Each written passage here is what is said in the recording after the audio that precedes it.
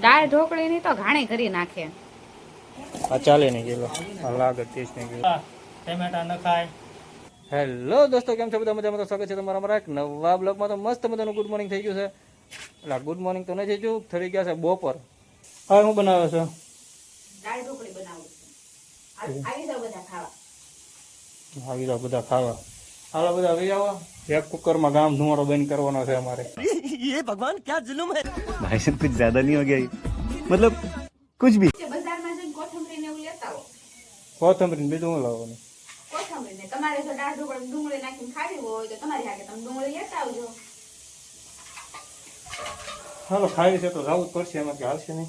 लेकिन तू कर भी क्या सकता है यार હાલો શાક માર્કેટમાં જઈ ડુંગળી કોથમરી લેતા આવી.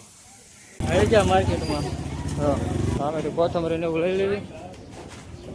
હા વાહ પૂરો વાટ જોઈને ઊભો હોય ક્યાંક મોઢું મારી લેવી એમ.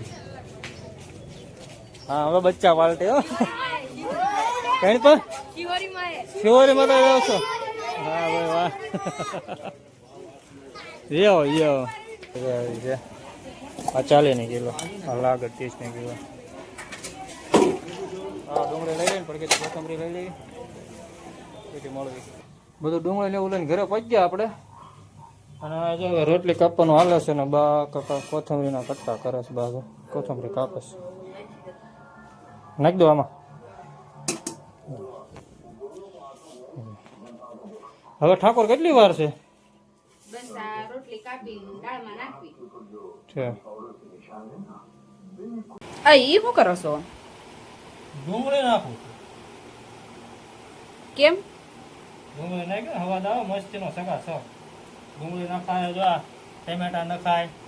સાના મના ખાઈ નથી લેતા ને ડુંગળી નાખવાને ટમેટા નાખવાને કેટલા તો નખરા કરે. નખરા નો કહેવાય, આ સ્વાદ કહેવાય. તમને સ્વાદમાં ખબર પડે? તમને ખબર પડે છે?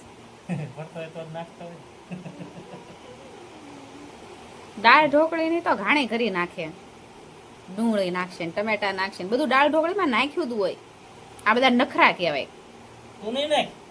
નહીં તો ટમેટા બેમેટા નાખીને આપણે દાળ ઢોકળી કરી નાખીએ મસ્તીની. જોવા જો આ કેવી દાળ ઢોકળી ખાઈ જાવ. જો આની દાળ ઢોકળી જોવો અને આપણે જોવા જો કેમ પણ છે ને એક નંબર.